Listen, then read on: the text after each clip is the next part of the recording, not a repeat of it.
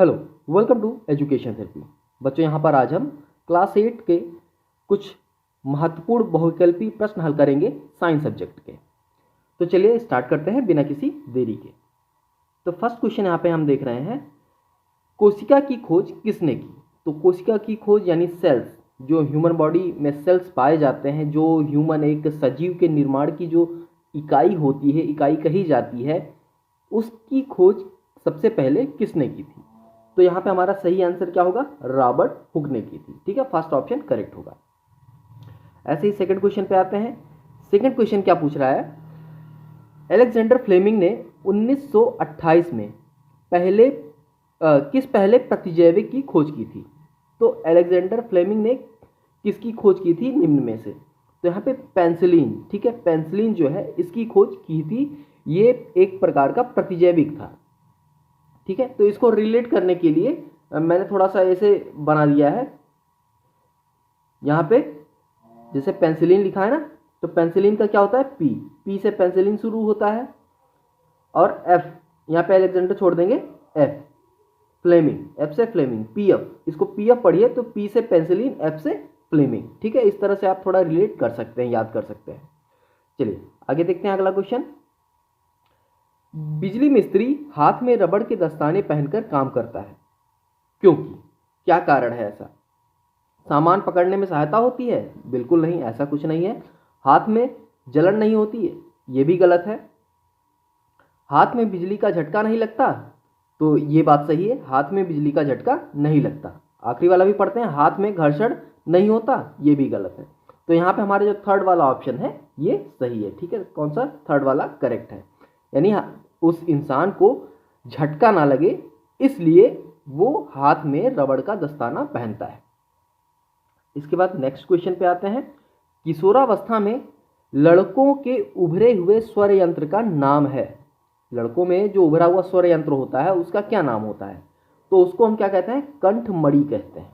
ठीक है, कंठमणि बोलते हैं। जो लड़कों में गर्दन पे आप देखते हैं ना, गर्दन पे एक थोड़ा सा छोटा सा उभार होता है, तो उसको कंठमणि कहा जाता है। नेक्स्ट क्वेश्चन पे आते हैं।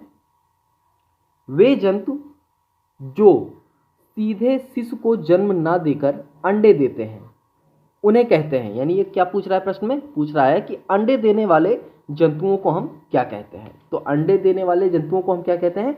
अंडप्रजक कहते हैं। ठीक है, अंडे देने वाले को अंडयुज या अंडप्रजक, और बच्चे देने वाले जो सीधे बच्चे पैदा करते हैं उनको हम जरायुज कहते हैं। ठीक है, चलिए तो यहाँ पे हमारा सेकंड ऑप्शन करेक्ट होगा, अंडप्रजक। इसके बाद आता है नेक्स्ट क्वेश्चन। आंख से दिव्यांग व्यक्ति के लिए कौन सी लिपि लोकप्रिय है? तो जो लोग जिनको दिखाई नहीं पड़ता, आंख से जो दिव्यांग होते हैं, वो लोग किस लिपि के द्वारा अपनी पढ़ाई करते हैं या चीज़ों को पढ़ पाते हैं? तो उस लिपि को हम कहते हैं ब्रेल लिपि, या ब्रेल पद्धति के द्वारा ये पढ़ते हैं। ठीक है, इसमें क्या होता है कि इनके लिए जो अक्षर होते हैं ना, ये थोड़े से उभरे हुए होते हैं और वो उसको छू कर पढ़ने की कोशिश करते हैं। ठीक है, चलिए नेक्स्ट क्वेश्चन पे आते हैं। जब एक ही किस्म के पौधे किसी स्थान पर बड़े पैमाने पर नियमित रूप से उगाए जाते हैं तो उसे क्या कहते हैं? जैसे अब देखिए, आपके पास खेत है, मान लीजिए आपके पास कहीं खेत है, 1 बीघा 2 बीघा 10 बीघा जो भी है। ठीक है, उसमें आपने अभी ये ठंडी का मौसम चल रहा है तो अभी क्या है? गेहूं की बुआई हो रही है। तो इस सीजन में आपने गेहूं बोया, इसके बाद फिर आप क्या करेंगे? धान बोएंगे, फिर अगली ठंडी आएगी फिर आप गेहूं बोएंगे। तो उसी खेत में आपने हर बार एक ही फसल को बोते रहे। बार बार का मतलब समयानुसार, हर समय के हिसाब से बार बार आप वो फसल बोते रहे। ठंडी के मौसम, ठंडी की शुरुआत होती है तो गेहूं की बुआई हमेशा की जाती है। तो इस तरह की क्रिया जब हम करते हैं किसी भूमि पर तो उसको क्या कहते हैं? तो उसको हम कहते हैं फसल। वो फसल ही तो हुई। ठीक है, बार बार हम एक ही चीज़ की खेती कर रहे हैं, तो यहाँ पे सेकेंड ऑप्शन करेक्ट होगा।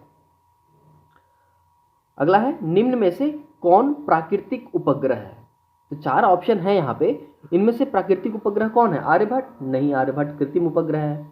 बृहस्पति? बृहस्पति उपग्रह नहीं है, एक ग्रह है। ठीक है, सूर्य? सूर्य हमारे सोलर सिस्टम का एक तरह से कहा जा सकता है, हमारे सोलर सिस्टम का केंद्र है। बचा क्या? चंद्रमा। चंद्रमा क्या है? ये हमारी पृथ्वी का जो है एक प्राकृतिक उपग्रह है। ठीक है, जो हमारी प्यारी पृथ्वी है उसका प्राकृतिक उपग्रह चंद्रमा है, यानी मून। ठीक है, नेक्स्ट क्वेश्चन पे आते हैं। पतरातू घाटी किस राज्य में है? पतरातू घाटी जो है ये किस राज्य में है? ये हमारा है झारखंड में। तो बी ऑप्शन यहाँ पे करेक्ट है हमारा। ठीक है, यानी दूसरा वाला ऑप्शन करेक्ट है। इसके बाद आते हैं अगला, वर्तमान दैनिक जीवन में लकड़ी की जगह हम किस चीज का उपयोग ज्यादा कर रहे हैं? तो आज के समय में आप खुद से सोचिए, आज के समय में हम किस चीज का उपयोग सबसे ज्यादा कर रहे हैं? लोहे का, एल्युमिनियम का, तांबा का, प्लास्टिक का? इनमें से कौन सी ऐसी चीज है जिसका इस्तेमाल हम हर जगह करते हैं? जैसे मोबाइल फोन हो गया, आप देखें आपके ईयरफोन हो गए, आपके घर में जो चीनी रखने वाले या मसाला रखने वाले बर्तन हैं, आप देखिए टीवी हो गया, फ्रिज हो गया, ये सब में क्या इस्तेमाल होता है सबसे ज़्यादा? क्या होता है? प्लास्टिक। ठीक है, सबसे ज़्यादा प्लास्टिक इस्तेमाल करते हैं हम लोग आज के समय में। क्यों? क्योंकि कंपनियों को ये सस्ता पड़ता है, बनाना आसान है इसको। ठीक है, इसलिए प्लास्टिक की खपत आज के समय बहुत ज़्यादा हो गई है। चलिए अगले प्रश्न पे आते हैं। ध्वनि कंपन की प्रति सेकंड संख्या आवृत्ति का मात्रक है। ठीक है, ध्वनि कंपन, ध्वनि क्या है? कोई वस्तु कंपन करती है तो उसे ही ध्वनि कहते हैं। अब कह रहा है कि प्रति सेकंड संख्या आवृत्ति, हर सेकंड में जो आवृत्ति संख्या होती है उसका मात्रक क्या है? तो हर सेकंड में जो आवृत्ति संख्या होती है उसका मात्रक होता है हर्ट्ज। ठीक है, जिसको हम ऐसे भी लिखते हैं HZ। ठीक है, इस तरह से भी लिखा जाता है। ठीक है, नॉर्मल ध्वनि मनुष्य कहाँ से कहाँ तक सुन सकता है? 20 हर्ट्ज से लेके 20,000 हर्ट्ज तक की ध्वनि जो हम नॉर्मल इंसान है, जैसे मानव हो गया, मनुष्य हो गया, वो सुन सकता है। 20 हर्ट्ज से कम की ध्वनि नहीं सुन सकता है मनुष्य, और 20,000 हर्ट्ज से ज़्यादा की ध्वनि भी नहीं सुन सकता। तो यहाँ पे ऑप्शन हमारा थर्ड सही है। अगले प्रश्न पे आते हैं। आवेश कितने प्रकार के होते हैं? तो आवेश 2 प्रकार के होते हैं।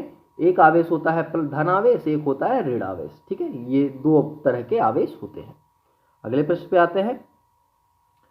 इनमें से कौन सी विषैली गैस श्वास के द्वारा शरीर में पहुंचती है? तो नाइट्रोजन, ऑक्सीजन, कार्बन मोनोऑक्साइड और कार्बन डाइऑक्साइड। इन चारों में से जो है कार्बन मोनोऑक्साइड, ये है हमारी जो गैस होती है CO, कार्बन मोनोऑक्साइड को हम CO कहते हैं। ठीक है, ऐसे CO लिखते हैं।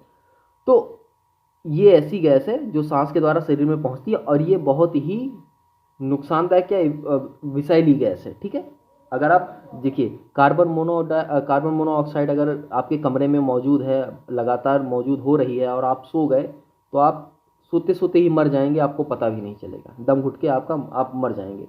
ठीक है, तो ये चीज़ ध्यान रखिएगा। तो थर्ड ऑप्शन यहाँ पे करेक्ट है। अगला देखते हैं। बिरसा मुंडा जैविक उद्यान झारखंड के किस जिले में अवस्थित है? ठीक है, यानी झारखंड के किस जिले में ये पाया जाता है बिरसा मुंडा जैविक उद्यान? तो ये पाया जाता है रांची में। कहाँ पाया जाता है? रांची में ये पाया जाता है। चलिए नेक्स्ट क्वेश्चन पे आते हैं। प्राकृतिक गैस में मुख्यतः क्या होता है? तो प्राकृतिक गैस में क्या पाया जाता है? मेनली जो पाया जाता है वो होता है मीथेन। ठीक है, मीथेन पाया जाता है। तो सेकेंड ऑप्शन हमारा करेक्ट है। प्राकृतिक गैस मतलब जो नेचुरल गैस होता है, या जिसको हम CNG के नाम से भी जानते हैं, कंप्रेस नेचुरल गैस जिसको बोलते हैं। ठीक है, घरों में जो हम यूज़ करते हैं वो क्या है? वो LPG है, लिक्विफाइड पेट्रोलियम गैस बोलते हैं, या लिक्विड पेट्रोलियम गैस बोलते हैं उसको। ठीक है, तो ये अंतर है दोनों में, ये आप जाने रहिए। यहाँ पे हमारा सेकेंड ऑप्शन करेक्ट है, मीथेन। नेक्स्ट क्वेश्चन देखते हैं। निम्न में से किस पौधे के पत्तों के रस का उपयोग मलेरिया और डेंगू के उपचार के लिए किया जाता है? तो मलेरिया और डेंगू के उपचार के लिए हम सिनकोना के जो पत्ते होते हैं उनके रस का उपयोग करते हैं। तो यहाँ पे सिनकोना का पौधा होता है। ठीक है, इसी के जो पत्ते होते हैं, रस होते हैं, इन्हीं का उपयोग किया जाता है मलेरिया के इलाज में या डेंगू के इलाज में। तो सेकेंड ऑप्शन यहाँ पे हमारा करेक्ट है। इसके बाद आते हैं नेक्स्ट क्वेश्चन में। खगोलीय पिंडों की दूरी को किस इकाई में मापा जाता है? तो खगोलीय पिंड, जैसे मान लीजिए ग्रह है आपके, ग्रह का मतलब जैसे पृथ्वी और चंद्रमा ये हो गया, या इससे भी खगोलीय पिंड मान लीजिए, जैसे बुध ग्रह हो गया, बृहस्पति ग्रह हो गया, आपका पृथ्वी हो गया, शनि ग्रह हो गया। ठीक है, तो इन ग्रहों के बीच की जो दूरी होती है, इनको इनको मापने की इकाई पूछ रहा है ये, तो इनको मापा जाता है प्रकाश वर्ष में। ठीक है, प्रकाश वर्ष क्या होता है? एक वर्ष में कितने दिन होते हैं? 365 दिन। ठीक, 365 या 366, लीप ईयर पे निर्भर करता है, तो 365 दिन मान लेते हैं।